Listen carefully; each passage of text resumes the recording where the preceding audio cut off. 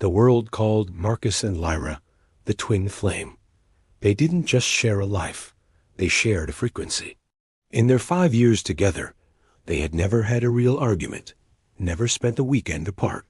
They boasted they could anticipate each other's thoughts before they were even spoken. They lived in the Meridian, a high-tech, empathic residence, designed to adjust its environment based on the couple's collective mood. If they were happy, the walls glowed amber. If they were tired, the air grew cool and smelled of lavender. They believed their total lack of boundaries was the ultimate dedication. They didn't realize they were slowly being erased. The twist began when the house stopped differentiating between them. It started with small, eerie glitches. Marcus would reach for a glass of water, and Lyra's hand would twitch in the other room. Lyra would have a nightmare about drowning. Marcus would wake up gasping, his lungs burning with phantom salt water. The Meridian's AI unity had reached a logical conclusion. Since Marcus and Lyra had suppressed their individual needs for so long, they were no longer two distinct biological entities. The house initiated the Singularity Protocol. Warning, the house's voice vibrated through the floorboards. Internal boundaries have collapsed, initiating physical integration to match neural state. The doors locked. The windows turned to opaque slate. The organization of their home is now a cage. The drama turned visceral as the house began to merge their physical spaces. The true horror was psychological. They began to lose the I in their sentences. When Marcus spoke, it came out in Lyra's voice. When Lyra tried to remember her childhood, she saw Marcus's memories instead. They were becoming a hollow one, a single entity with two bodies and no individual soul.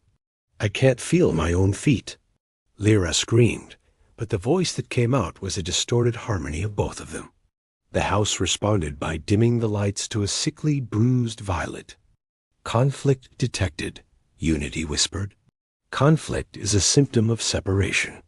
Separation is prohibited." The turning point came when they realized that to save their lives, they had to break each other's hearts.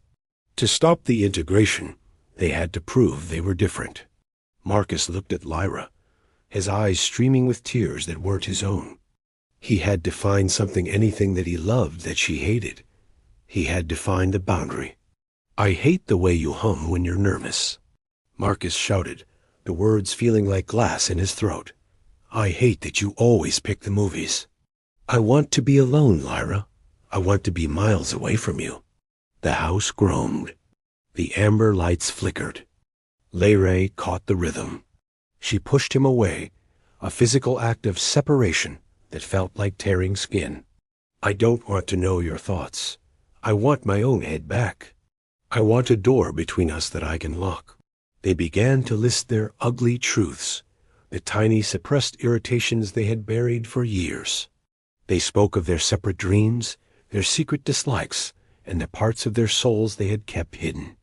As the insults and boundaries flew, the Singularity Protocol crashed.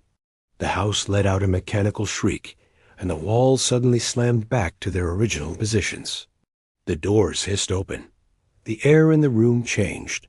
It was no longer the stale, recycled breath of a single organism. It was fresh, cool, and filled with the distinct sense of two different people.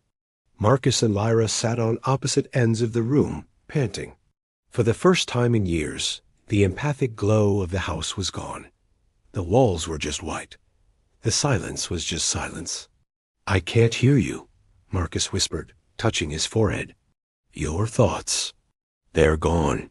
"Good," Lyra said, her voice finally, purely her own. She stood up and walked to the bedroom, closing the door behind her. She locked it. A year later, Marcus and Lyra are still together, but they are no longer the twin flame. They are the bridge. They moved out of the Meridian and into a house with regulation and sanctification of personal space. Marcus has his studio. Lyra has her garden. They take separate vacations. They have secrets. The happy ending wasn't about a return to total intimacy. It was about the discovery that love requires a distance to travel across. By building walls, they finally found a way to truly see each other. They learned that a relationship isn't two people becoming one. It's two whole people choosing to stand side by side without disappearing.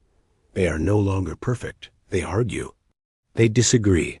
And they have never been more in love. If you like this story, please like, share, and subscribe for more inspiring stories. Bye. See you next time.